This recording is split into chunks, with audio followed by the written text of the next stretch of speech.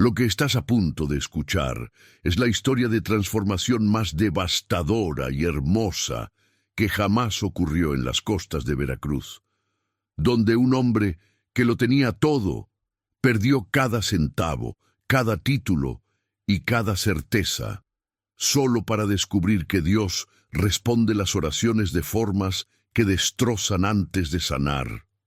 Carlos Montenegro pidió una señal, y el cielo le envió un terremoto que demolió su imperio de cristal para enseñarle a construir con las manos desnudas.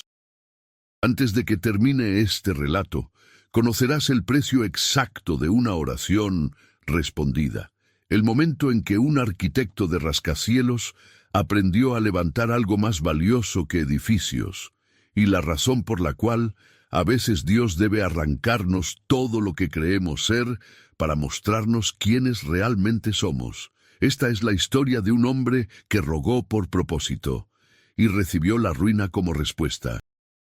Si alguna vez has enfrentado una pérdida que te obligó a reconstruirte desde cero, deja tu comentario y suscríbete al canal. Cuéntanos desde dónde nos estás escuchando y qué situación difícil te ha transformado. Tu historia importa. El olor a café recién hecho llenaba la oficina del piso 17, mientras Carlos Montenegro firmaba el contrato más grande de su carrera. Desde el ventanal de cristal, el puerto de Veracruz brillaba bajo el sol de marzo como una promesa cumplida.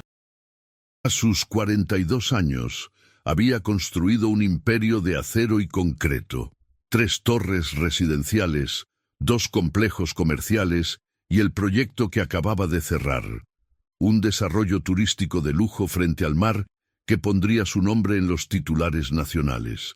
«Felicidades, arquitecto Montero», dijo su socio Roberto, levantando una copa de champán. «El hombre del momento».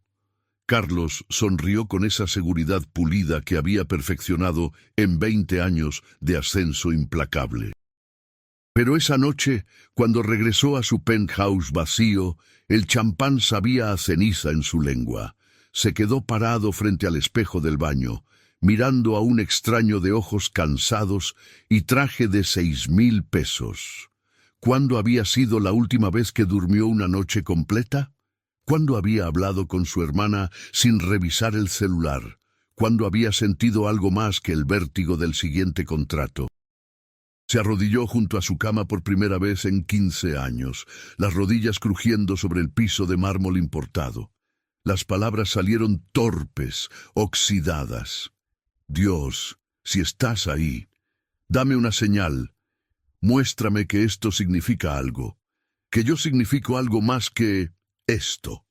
La señal llegó 4 días después, a las 2:47 de la madrugada. El terremoto de 7,2 grados sacudió la costa del Golfo con una violencia que parecía personal. Carlos despertó cuando el edificio comenzó a mecerse como un barco borracho. Desde su ventana vio cómo su torre más nueva, la que había inaugurado 6 meses atrás con mariachis y discursos grandilocuentes, se inclinaba lentamente hacia el este. 3 segundos de silencio imposible. Luego, el rugido del concreto partiéndose. Cuando amaneció, el paisaje de Veracruz había cambiado para siempre. 2 de sus edificios habían colapsado parcialmente. El desarrollo turístico que acababa de cerrar estaba destruido, los cimientos expuestos como huesos rotos. Pero lo peor vino después, cuando los ingenieros estructurales encontraron las grietas, cuando los auditores descubrieron los permisos falsificados que su socio Roberto había usado, cuando las demandas comenzaron a llover como una tormenta bíblica. «Usted sabía», dijo el fiscal, sus palabras frías como el acero. Los reportes de suelo inadecuado estaban en su escritorio. Carlos había firmado lo que Roberto le ponía enfrente sin leer. Confianza ciega, ambición sin freno. El juicio fue rápido y brutal. Aunque no fue a prisión, perdió todo. Licencia profesional suspendida, empresa disuelta, ahorros devorados por indemnizaciones y abogados. Roberto huyó a Ciudad de México con lo que quedaba del dinero. Carlos se quedó con deudas que lo perseguirían por décadas y un nombre manchado que ningún estudio de arquitectura tocaría. Se mudó a un departamento de 2 cuartos en la colonia La Huaca, donde las paredes tenían manchas de humedad y el ruido de los camiones comenzaba a las 5 de la mañana. Su hermana Sofía, maestra de primaria en un pueblo costero, fue la única que respondió sus llamadas. «Ven a casa», le dijo, su voz suave pero firme. «Aquí hay trabajo honesto». El orgullo de Carlos protestó. Él había diseñado rascacielos, había cenado con gobernadores. Ahora Sofía le ofrecía ayudar en su escuela rural, llevar material, pintar aulas. Pero cuando vendió su último traje en una casa de empeño por 800 pesos, ya no le quedaba orgullo que defender. El pueblo de Tecolutla recibió a Carlos con indiferencia.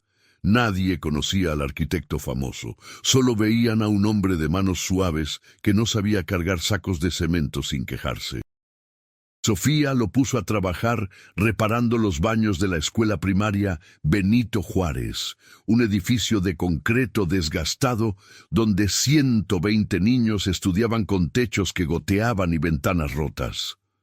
«No es diseñar torres», dijo Sofía mientras le mostraba las grietas en el salón de 3er grado, «pero estos niños necesitan paredes que no se caigan». Carlos comenzó a trabajar con las manos, algo que no había hecho desde la universidad: mezclar cemento bajo el sol de abril, lijar marcos de madera. Aprender de don Chucho, un albañil de 60 años que podía leer un muro como si fuera un libro abierto. Al principio, cada músculo le ardía. Cada noche caía en el catre de la casa de Sofía sin fuerzas ni para cenar. «¿Esto es lo que querías mostrarme?», le susurró al techo una noche, amargo y exhausto. Humillación, pero algo estaba cambiando. Los niños de la escuela comenzaron a acercarse, curiosos. «¿Usted hizo edificios grandes?», preguntó una niña de 8 años llamada Lupita, sus ojos enormes detrás de lentes remendados con cinta adhesiva. «Antes», respondió Elías, lijando una puerta con más fuerza de la necesaria. «¿Y ahora?». «Ahora». La pregunta se clavó en su pecho. «Ahora arreglo lo que otros rompieron». Las semanas se convirtieron en meses. Carlos aprendió los nombres de los niños, sus historias. Lupita vivía con su abuela porque su mamá trabajaba en Monterrey, mandando dinero cada mes. Carlos, de 11 años, ayudaba a su papá pescador antes de venir a clases. Todos cargaban algo más pesado que sus mochilas, pero llegaban cada mañana con sonrisas que Carlos no entendía. «¿Cómo pueden estar tan contentos?», le preguntó a Sofía una tarde, viendo a los niños jugar fútbol con una pelota desinflada en el patio de tierra. «Porque tienen lo que importa», respondió su hermana, sirviendo café en tazas de barro. «Tienen comunidad, tienen esperanza. Tú tenías edificios». Las palabras dolieron porque eran ciertas. Carlos había pasado 20 años construyendo estructuras vacías mientras su vida interior se desmoronaba. Había orado por una señal y Dios le había enviado un terremoto. No para castigarlo, comenzó a entender, sino para despertar algo que había estado dormido bajo capas de ambición y ego. Don Chucho se convirtió en su maestro improbable. El viejo albañil no sabía de ecuaciones estructurales ni diseño arquitectónico, pero entendía el alma de los edificios. «Una casa no es solo paredes», decía mientras enseñaba a Carlos a colocar ladrillos. «Es refugio, es dignidad. Cada ladrillo que pones con amor sostiene una vida». Si esta historia te está enseñando algo sobre la verdadera construcción de una vida, suscríbete y activa la campanita. ¿Te identificas con la lucha de Elías? Déjanos saber en los comentarios qué lección estás descubriendo junto a él. El punto de quiebre llegó en agosto, cuando el huracán Katia amenazó la costa. La escuela se convirtió en refugio temporal para 30 familias que vivían en casas de lámina cerca del río. Carlos vio a Sofía organizar la distribución de colchonetas, agua y comida con una eficiencia militar nacida del amor. Vio a don Chucho reforzar ventanas sin que nadie se lo pidiera. Vio a Lupita compartir su única muda de ropa seca con una niña más pequeña. Y finalmente entendió. Pedí propósito, le dijo a Sofía mientras la tormenta rugía afuera. Y creí que significaba más éxito, más grande, más alto, más reconocimiento. ¿Y ahora? Preguntó ella, eco de la pregunta de Lupita meses atrás. Ahora sé que construí hacia arriba toda mi vida porque tenía miedo de mirar hacia adentro. La tormenta pasó dejando daños menores, pero algo dentro de Carlos había cambiado permanentemente. Comenzó a diseñar en las noches, pero no rascacielos. Dibujaba planos para casas dignas con materiales accesibles, sistemas de captación de agua de lluvia, techos resistentes a huracanes que las familias pudieran permitirse. Llevó sus bocetos a don Chucho, quien asintió lentamente. «Esto sí sirve», dijo el viejo maestro. «Esto ayuda». Juntos comenzaron un proyecto pequeño. Con donaciones de materiales y mano de obra voluntaria de la comunidad, construyeron 2 casas nuevas para familias que habían perdido todo en el terremoto del año anterior. Carlos diseñaba, don Chucho dirigía, los pescadores cargaban, las madres cocinaban para los trabajadores. No había contratos millonarios ni champán, solo manos callosas y corazones abiertos. La primera familia en mudarse fue la de Lupita y su abuela. Cuando la niña vio la casa terminada, con su cuarto propio pintado de amarillo y una ventana que daba al mar, lloró. Su abuela abrazó a Carlos con una fuerza que casi lo derriba. «Dios lo bendiga, arquitecto», susurró. «Nos dio un hogar». Carlos se quebró. Después de meses de contener el dolor, la vergüenza, la pérdida, finalmente lloró. Lloró por el hombre que había sido, tan ocupado construyendo hacia el cielo que olvidó que la tierra estaba llena de gente necesitada de refugio. Lloró por todos los años desperdiciados persiguiendo reconocimiento vacío. Lloró de gratitud por el terremoto que lo había despojado de todo para darle todo de vuelta. «No merezco esto», dijo entre lágrimas. Don Chucho puso una mano pesada en su hombro. «Ninguno merecemos la gracia, mijo, por eso se llama gracia». La historia de Carlos comenzó a circular. No en periódicos nacionales, sino en las voces de madres agradecidas, en las sonrisas de niños con techos seguros, en las conversaciones de pescadores que habían visto a un hombre orgulloso aprender humildad. Una organización sin fines de lucro de Xalapa se enteró de su trabajo y le ofreció un pequeño salario para diseñar vivienda social. «No es arquitectura de prestigio», dijo la directora de la ONG, una mujer llamada Patricia con canas prematuras y ojos amables. «Es arquitectura de necesidad. De amor. Es arquitectura de verdad», respondió Elías. Los siguientes años fueron de reconstrucción lenta pero real. Carlos nunca recuperó su imperio ni su reputación anterior, y ya no lo quería. Diseñó 50 casas en 3 años, pequeñas pero dignas, construidas con las manos de las comunidades que las habitarían. Aprendió náhuatl básico para comunicarse con familias indígenas. Durmió en hamacas en pueblos remotos. Comió lo que le ofrecían con gratitud genuina. Su relación con Dios cambió también.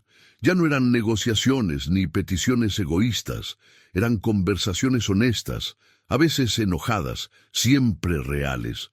Encontró una pequeña iglesia en Tecolutla, donde el padre Miguel, un sacerdote de 70 años con manos manchadas de pintura de ayudar a reparar casas, hablaba de un Dios que prefiere corazones rotos a altares perfectos. «Tu oración fue respondida», le dijo el padre Miguel un domingo después de misa, mientras tomaban café aguado y pan dulce. «Pediste una señal, pediste propósito, Dios te lo dio». «Me quitó todo», respondió Elías, pero ya sin amargura. «Te quitó lo que te estaba matando para darte lo que te haría vivir». 5 años después del terremoto, Carlos estaba en el terreno donde alguna vez se levantó su torre más alta. Ahora era un parque comunitario con juegos infantiles construidos con materiales reciclados, diseñado por él y realizado por vecinos voluntarios. Lupita, ya adolescente, estaba allí con otros estudiantes plantando árboles. «Arquitecto Elías», llamó la muchacha, «¿esto cuenta como construcción?» Él miró el espacio verde donde antes hubo concreto estéril. Escuchó las risas de niños en columpios donde antes solo había lobby vacío y mármol frío. Sintió el sol en su rostro y la tierra bajo sus botas gastadas. «Sí, Lupita. Esto cuenta como construcción. Esto es construir vida». Esa noche, en su pequeño departamento sobre la tienda de abarrotes, Carlos sacó el plano de su antigua torre destruida. Lo había guardado todos estos años, sin saber por qué. Ahora entendía. Tomó un marcador rojo y escribió sobre el dibujo técnico perfecto, fundamento equivocado. Luego, al reverso, comenzó a dibujar algo nuevo, una escuela, un centro comunitario, espacios donde las personas pudieran crecer, no solo vivir apiladas en el cielo. Su teléfono sonó. Era Patricia de la ONG. «Elías, tenemos fondos para un proyecto grande, 15 casas en la sierra. Necesitamos tu diseño y tu experiencia. No paga mucho, pero...» «Cuenta conmigo», interrumpió, y por primera vez en años sintió esa chispa de emoción que solía sentir cerrando contratos millonarios. Pero ahora era diferente. Era alegría limpia, sin el veneno de la ambición desmedida. «Gracias por acompañarnos hasta aquí. Si esta historia te ha tocado el corazón, compártela con alguien que necesite escucharla. Dale like y cuéntanos si conoces a alguien pasando por una pérdida que podría convertirse en transformación». La verdadera reconstrucción de Carlos Montenegro no fue de edificios, sino de alma. El hombre que había rogado por una señal recibió un terremoto que demolió su vida cuidadosamente construida sobre arena movediza de ego y ambición. Y en las ruinas descubrió algo que ninguna torre de lujo podría darle: propósito arraigado en servicio, riqueza medida en vidas tocadas, éxito definido por corazones sanados. Don Chucho murió a los 67 años. Su corazón gastado por décadas de trabajo bajo el sol. En su funeral, Carlos habló frente a cientos de personas cuyas casas el viejo maestro había construido o reparado. «Me enseñó que la arquitectura verdadera no se mide en metros de altura, sino en profundidad de raíces. Que los cimientos más fuertes son los de amor». Sofía, quien nunca se había casado, siguió enseñando en la primaria Benito Juárez, ahora completamente renovada con salones dignos y un pequeño laboratorio de ciencias que Carlos diseñó usando materiales donados. Ella fue testigo silenciosa de la metamorfosis de su hermano, del arquitecto arrogante al constructor humilde. «¿Alguna vez te arrepientes?», le preguntó una noche, sentados en el portal de su casa, viendo el atardecer sobre el golfo. Carlos pensó en sus torres caídas, en los millones perdidos, en la reputación destruida. Pensó en las manos callosas que ahora tenía, en el salario modesto que apenas cubría sus necesidades básicas, en el apartamento pequeño que era su hogar. Cada día, admitió con honestidad brutal, y cada día vuelvo a elegir esto. ¿Por qué? Porque por primera vez en mi vida, cuando me miro en el espejo, reconozco al hombre que me devuelve la mirada. Lupita se graduó de preparatoria con honores y recibió una beca para estudiar ingeniería civil en la Universidad Veracruzana. En su ensayo de admisión escribió sobre el arquitecto que diseñó su casa con amor, que le enseñó que los edificios existen para servir a las personas, no al revés. Cuando le mostró la carta de aceptación a Elías, él lloró sin vergüenza. «Vas a construir cosas hermosas», le dijo. «Como usted me enseñó», respondió ella, «con propósito». El proyecto de las 15 casas en la sierra se convirtió en 25, luego en una comunidad completa con escuela y clínica. Carlos pasó 2 años viviendo entre las familias náhuatl, aprendiendo su lengua, entendiendo sus necesidades, diseñando espacios que respetaban su cultura mientras ofrecían seguridad estructural moderna. No hubo artículos en revistas de arquitectura de prestigio, pero hubo niños yendo a escuela sin mojar sus cuadernos por techos rotos. Hubo familias durmiendo sin miedo a que las paredes colapsaran. Patricia se convirtió en amiga cercana, una hermana de batalla en la guerra contra la pobreza habitacional. Juntos diseñaron un programa de capacitación donde Carlos enseñaba a jóvenes de comunidades rurales técnicas básicas de construcción segura. «Estás multiplicándote», observó Patricia, viendo a 20 estudiantes trabajando en sus primeros proyectos independientes. «Estoy plantando», corrigió Elías. «Don Chucho me enseñó que uno no construye solo para hoy, construye para que otros sigan construyendo».